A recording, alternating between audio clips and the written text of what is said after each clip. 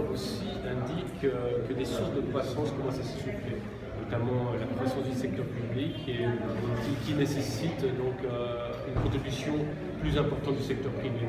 Le rapport indique des directions. Une est d'accélérer l'acquisition de nouvelles technologies. Et le rapport propose un certain nombre de solutions qui sont aujourd'hui discutées avec l'ensemble de la société en Côte d'Ivoire. S'il vous plaît, nous sommes en train de un moment de l'énergie de la Côte d'Ivoire, on voit qu'il y a une grande insuffisance, en tout cas dans le rapport que vous avez montré, puisque le secteur privé est très peu compétitif. Est-ce que vous pensez que nous pouvons rappeler véritablement l'émergence en Nigeria? L'émergence est un objectif et je pense que la Côte d'Ivoire est sur le chemin de remplir cet objectif. Après, à bout de définir exactement ce que qu'est l'émergence, le rapport montre que les choses vont bien en Côte d'Ivoire au niveau économique, mais qu'elles peuvent s'améliorer, elles doivent s'améliorer sur certains plans. Le rapport met l'accent sur le besoin de rattraper le retard technologique.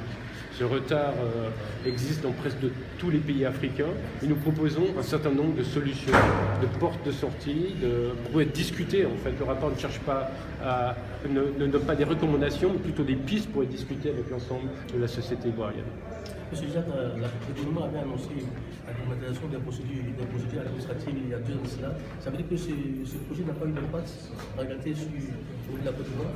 Alors, comme je l'ai dit, il y a 2 voies pour nous pour accélérer l'acquisition l'amélioration de la productivité et l'acquisition de nouvelles technologies. La première, c'est une voie classique, c'est d'améliorer le climat des affaires.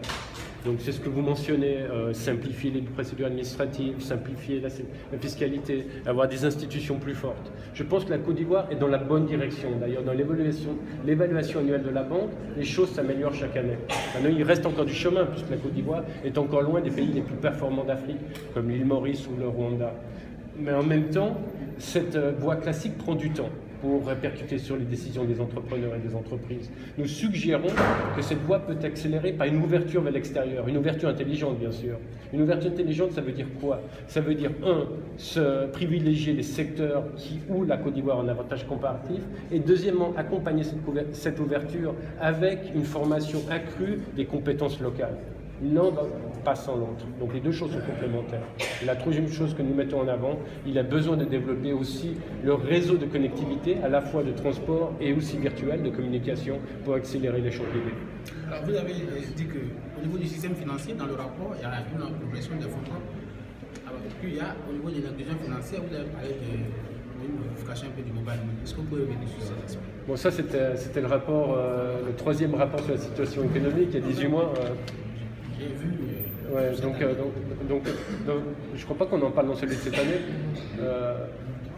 Donc, vous voulez que je revienne sur ce que j'avais parlé il y a 18 mois ou, Monsieur le coordonnateur. Franchement, là, on ne parle pas de l'inclusion financière. Monsieur le coordonnateur, s'il vous plaît, en guise donc, de réplique des modèles des pays d'Asie du Sud-Est, aujourd'hui, est-ce qu'on peut dire que depuis quelques années, les approches partenariat public-privé que la Côte d'Ivoire a entamées l'amèneront vers un rattrapage de ce retard technologique?